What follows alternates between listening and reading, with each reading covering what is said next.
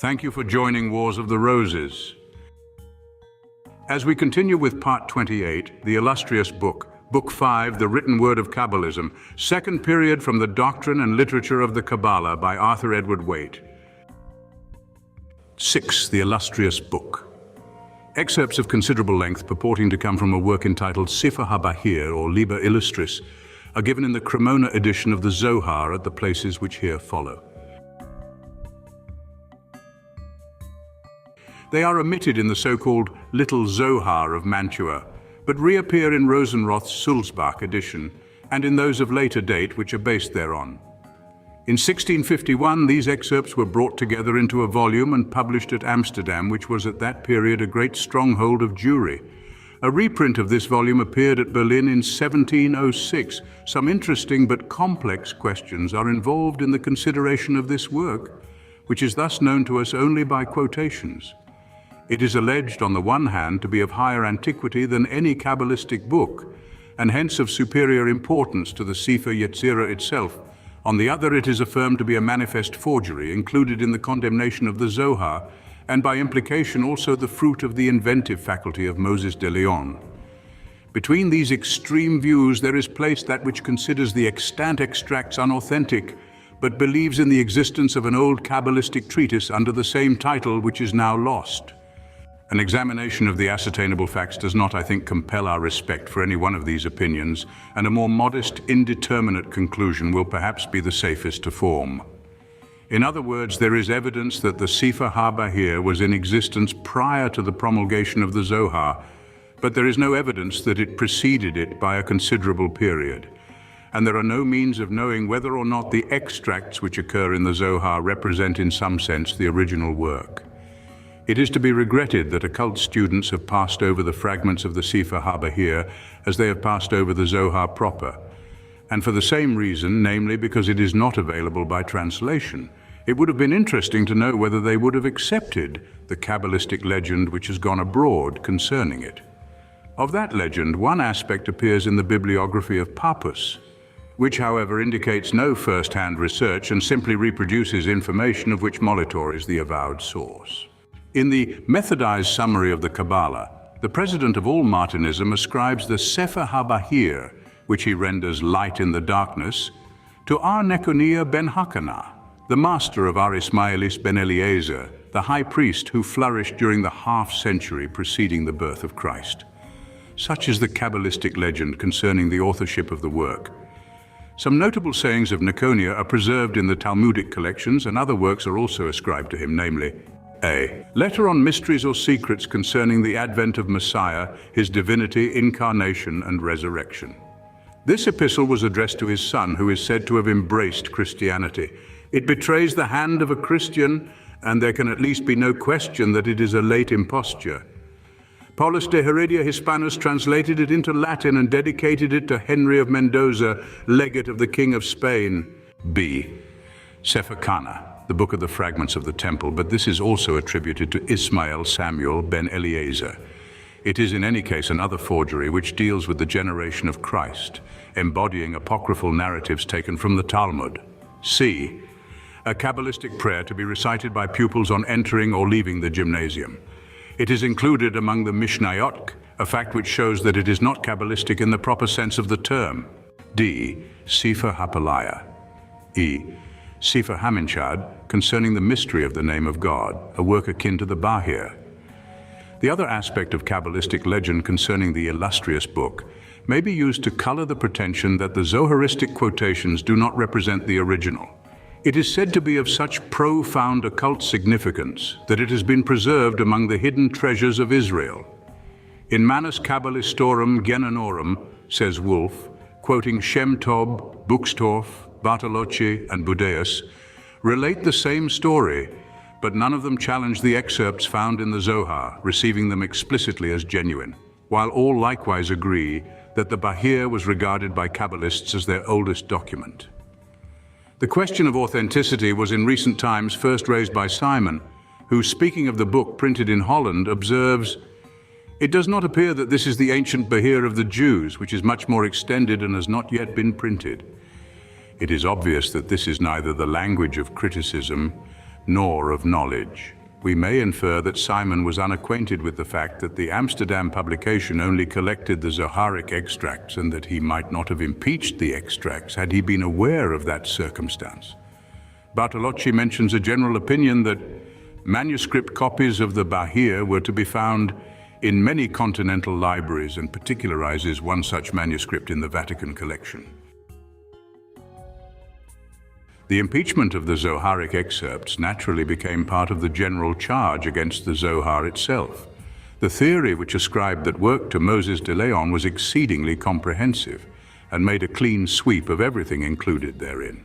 It finds an almost exact parallel in the consistent application of those principles which are held to prove the Baconian authorship of the Shakespeare plays. Serving equally well for Marlowe, Massinger, and all Elizabethan literature, that literature directly or indirectly is attributed to Bacon. Legend says, as we have seen, that the complete Zohar was originally a camel's load. Were the whole of it now extant, no doubt the Jew of Leon would still have been its exclusive author. Raymond Lully is said to have written 500 separate treatises.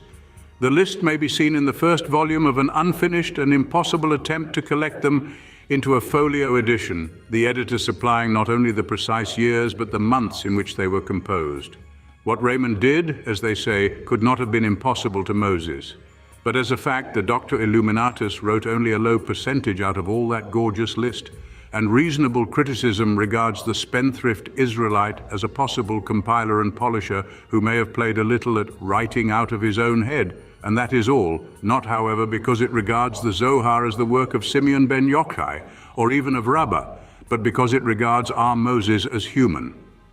Graetz, the German historian of Jewry, whose distinctive criticism of Kabbalistic literature has obtained much vogue, lays down a principle of criticism which ought to be written in capitals at the head of most impeachments of the Zohar, namely that it is not compulsory for a hostile critic to be more careful in his arguments than those who plead in defense.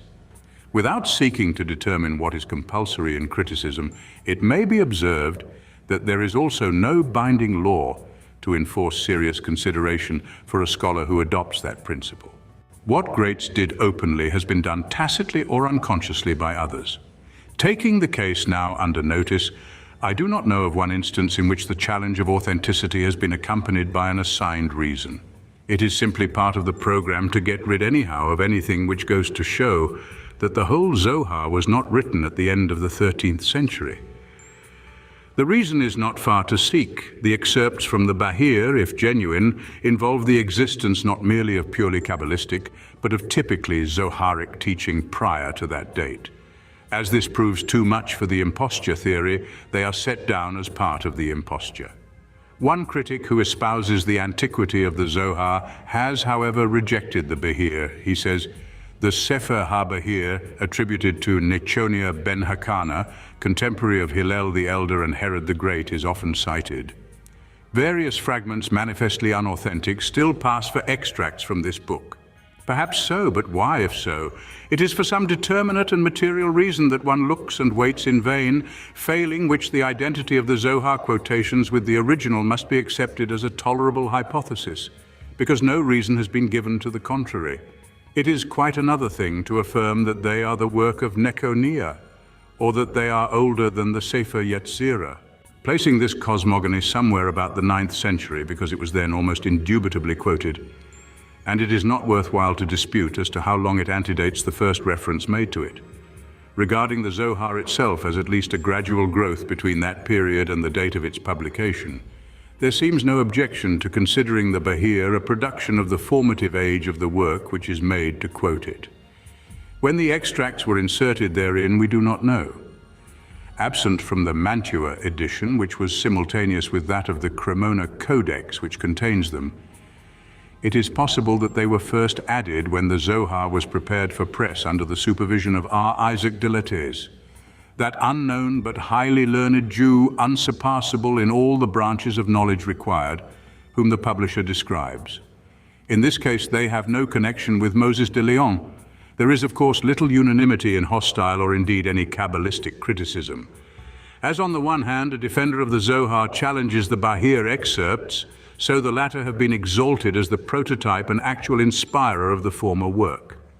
This view though in any case of little moment, involves the existence of the Bahir prior to the alleged date about which the Zohar was produced, out of the head of Moses de Leon, like Minerva, out of the head of Jupiter, ready-made and at one leap.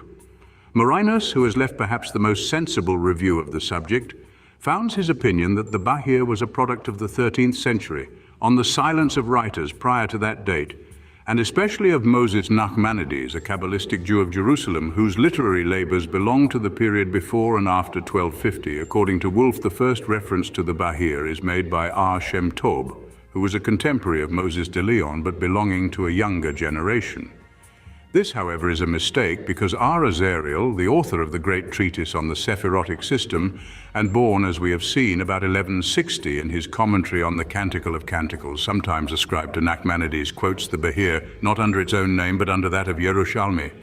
The proof is that the Italian Jew Recanati, contemporary of Moses de Leon, used these quotations and, misled by the name, inferred that they were from the Jerusalem Talmud, but afterwards discovered them in the Bahir, to which a Palestinian origin is ascribed. By how much the lost treatise antedated Azariel we have no ground for conjecturing, but the position of Wolff and Marinus is destroyed by the fact here recorded, which leaves the Bahir where we should be disposed to place it, between the date when the Sefer Yetzirah is first mentioned, and the publication of the Zohar. The name Bahir is referred to Job 37:21. And now men see not the bright light which is in the clouds, according to the authorized version, or according to Dr. Durrell's amended rendering, and now men see not the light which is above or within the clouds, etc. Hence, light in darkness is a good equivalent of the Hebrew word. The subject matter of the book, which is in the form of a dialogue between certain illuminated doctors, is the mystery inherent in the divine names, and it contains a very full exposition of the celebrated Shkmalium Phorus, the expounded name of deity. It belongs, therefore, to the least philosophical part of Kabalism, and we can understand and sympathize with the instinctive dislike of Frank to accept the excerpts by which it is known to us. Facts, however, must have precedence of predilections, and though the later history of the doctrine of divine names may well make an admirer of the higher Kabalism ashamed of the connection, it is far older than that of the Sephiroth, or the two countenances. Some other matters are also discussed, including a single reference to Ein Sof, and the two quotations which here follow exhibit a close connection between the Bahir and the discourse of the ancient man. The first concerns Jechida, the fifth principle of the human soul. It is written, "The silver is mine and the gold is mine, saith the Lord of hosts." What does this mean? It is like unto a king having two treasures, one of silver and one of gold. The first he put to his right and the second to his left, saying, "This is prepared so that it is easy to spend it. He has done everything in an easy way." Hence it is said, "Thy right hand, O Lord, is become glorious in power." Exodus 15:6. If a man may rejoice in his inheritance, it is good, but if not, it is said, "Thy right hand, O Lord, hath dashed in pieces the enemy." What does this signify? Surely this is the gold. It is written, "The silver is mine and the gold is mine." Why do they call it gold? Because three measures are included in it. That is to say, the word consists of three letters, ZHB, Zain, He, Beth. The Zain is 7 measures, that is, this letter represents the number 7. The He is unity, that is, AHDV, Thi. Unity equals 419 equaling 5, according to Kabbalistic addition. And 5 is the number of He. The Beth, representing the number 2, signifies Chokmah and Bina, and they are called Neshama because of the last 5 Sephiroth. The Neshama has 5 names, Nefesh, Ruach, Neshama, Chaya, and Jechida. The second excerpt concerns the fall of man, and its quotation is of some importance for the purpose of this study. It is written, "Now the serpent was more subtle than any beast of the field," Genesis 3:1. R. Isaac said that the serpent is the evil inclination. R. Judah said, "It is a real serpent." When they came to R. Simeon, he said unto them, "Surely it is all one. This is Samael, and he has been seen upon a serpent, but his shadow and the serpent are Satan, yet all are one." When Samael descended from heaven, riding on this serpent, and his shadow was seen, all creatures fled from him, but coming to the woman with soft words, he brought death to the whole world. Surely with wiles he invoked curses on the world, and despoiled the first tree, which the Holy Blessed One created in the world. The reference here is apparently to the Sephirotic tree and by implication to the primordial Adam. Compare the Kabbalistic thesis of Picus de Mirandola peccatum adae fuit truncatio malkuth ab arbore sephirotico. The neshama of the male comes from male and of the female from female, that is, from the male and female sides of the Sephirotic tree. This is why the serpent had recourse to Chavar. He said unto himself, because her soul is from the north, I can persuade her quickly. The north, says Maya, is the left side facing eastward in worship. It is therefore the side of wrath and severity, connected by the Kabbalists with the idea of the female. But the Tikkun HaZohar terms Netzach and Hod the Latera Aquilonis. There is no consistency in these attributions, and the persuasion has been because he came on her. The disciples asked, how did he that? He said unto them, he, Samael the wicked one, intrigued with all the hosts above against his master, because the Holy Blessed One had said unto Adam, thou shalt have dominion over the fish of the sea and over the fowl of the air, understood of the evil spirits and the angels. Samael asked, how therefore can I make Adam sin before him, so that he shall be driven away from his sight? So he descended with all his hosts, and he sought upon the earth a companion like unto himself, but it had an appearance even as a camel. This curious comparison is based on the fact that the Hebrew GML means camel when certain vowel points are added to these consonants and reward or recompense with others. The significance of this is developed in the Preceded section of the Zohar, commenting on Genesis 24:64. And Rebekah lifted up her eyes, and when she saw Isaac, she lighted off her camel. The camel is here said to signify the mystery of death, referred to in Proverbs 19:17, that which he hath given will he pay him again. The connecting idea is, firstly, that reward in the sense of retribution came into the world by the serpent, and secondly, that the peculiar nature of the fall is indicated by the alleged hidden sense of the term camel, which represents the pudenda. Compare Kazot's Diable Amuire, where the impure demon is revealed at last with the head of that animal. So he rode upon it and came to the woman and said unto her, did not Elohim forbid thee to partake of any of the trees in the garden? She answered, we have been forbidden only the tree of knowledge which is in the garden. Of that only did Elohim say, ye shall not partake thereof, neither touch it, lest ye die. What then did Samael the wicked one? He touched the tree, and the tree cried out. Then said Samael, lo, I have touched the tree, yet I have not died. Do thou touch it, and thou also shalt not die. Whereupon the woman laid hold of the tree, and beholding the angel of death approach her, she said, surely I shall now die, and the Holy Blessed One will form another woman, and will give her to Adam. But I will do thus, I will cause him to eat with me, so that if we die, we shall die together, and if we live, we shall live together.